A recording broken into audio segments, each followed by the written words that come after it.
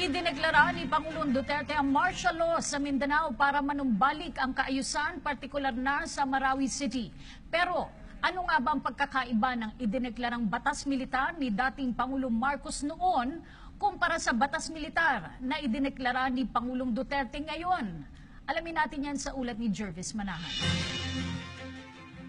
September 1972 nang unang ideklara ang martial law sa buong Pilipinas. Mismong si dating Pangulong Ferdinand Marcos ang humarap sa taong bayan noon para ideklara ang Proclamation 1081. Isinailalim sa martial law ang bansa noon para labanan ang lumalalang komunismo. 9 na taon ito tumagal at kasaysayan ang magpapatunay na nagkaroon ng mga pag-abuso dito. Isinara ang Kongreso at nawala ang kalayaan sa pamamahayag.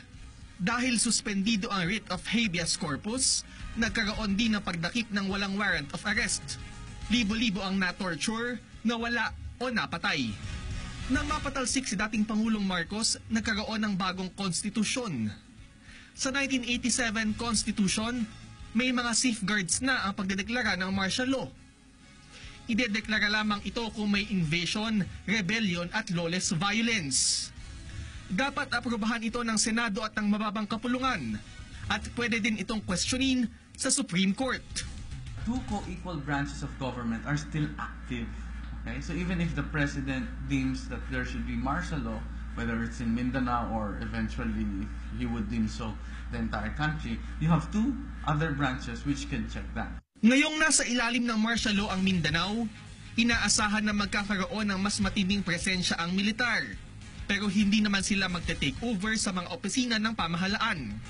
Mananatiling bukas ang mga ahensya ng gobyerno, maging ang mga korte. Ayon kay UP Political Science Professor Clarita Carlos, wala namang dapat ikatakot ang publiko. Ngayong nagdeklara na si Pangulong Duterte ng martial law sa Mindanao. Tama lang daw ito para maitigil na ang karahasan. I think it's good that this is a good move of the state, of the government. You have to deal with the criminal elements of this insurgency. So you cannot deal with the criminal elements by doing it slowly. Kailangan din daw tiyakin ang seguridad sa Mindanao para magpatuloy ang mga economic activities. Economic activity will happen if you don't have order on the ground. Order is a prerequisite for economic growth. Pero para naman kay Islamic Studies Professor Julkip Liwadi, hindi sapat ang martial law bilang solusyon sa insurgency o gulo sa ilang bahagi ng Mindanao. Dapat din daw magkaroon ng komprehensibong social reform agenda ang pamahalaan. Hindi din daw dapat malihis ang peace talks o usapang pangkapayapaan. Kung hindi umubra ang martial law ni Marcos at kailangan niyang tanggalin ito by 1981, anong meron sa Duterte's declarations of martial law that will make it effective?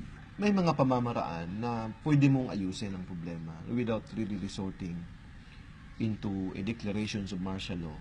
Ayon sa mga dalubhasa sa akademya, iba na ang panahon ngayon.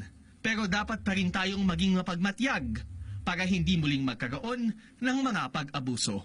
Para sa PTV News, Jervis Manahan.